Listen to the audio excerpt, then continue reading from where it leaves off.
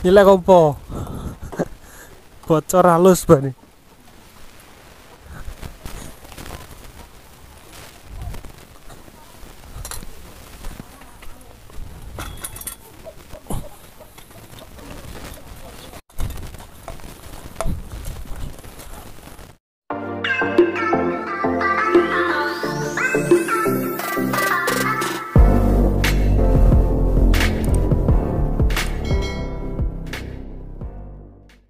Bentar, isi bensin dulu.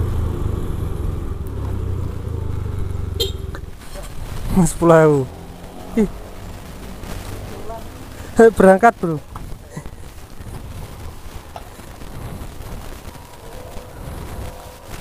Masuk YouTube ya.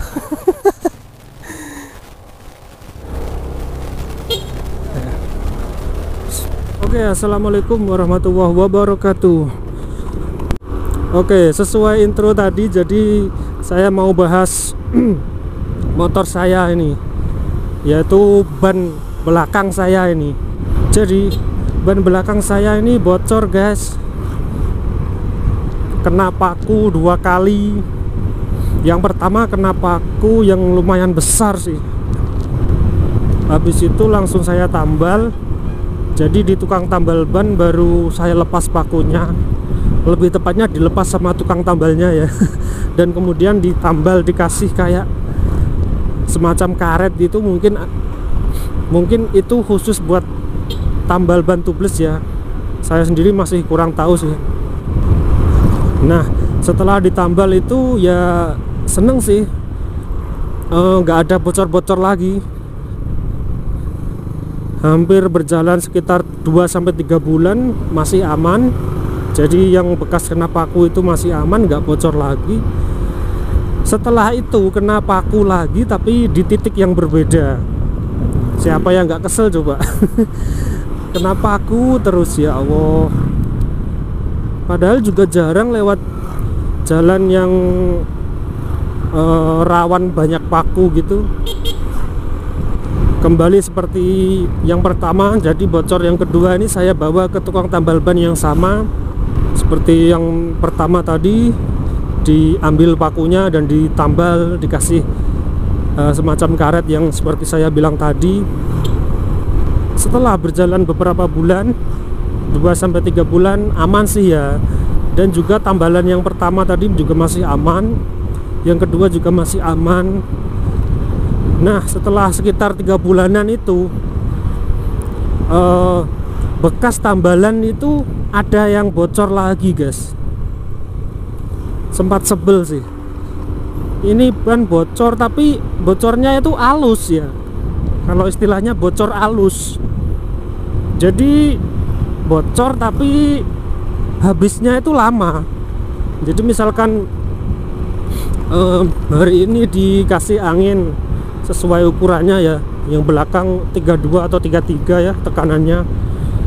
Jadi itu bisa bertahan 2-5 hari. Coba bayangin, bocor tapi masih bisa bertahan lama. Akan tetapi setelah saya biarkan seperti itu, lama-kelamaan bocornya semakin besar. Saya sempat kebingungan sama teman saya yang kebetulan mekanik. Saya tanyain, ini gimana mas solusinya? Apa dikasih cairan tubeless gitu? Ada juga kan yang menyarankan pakai cairan tubeless gitu. Karena semakin lama semakin besar ya, bocornya semakin besar, semakin deres. Jadi anginnya cepat berkurang. Saya punya inisiatif, saya bawa lagi ke tukang tambal ban yang tadi, dan saya sampaikan keluhan saya. Gini mas, ini yang bocor itu bekas tambalan yang ini, yang kemarin, beberapa bulan kemarin, dan nambalnya juga di sini gitu.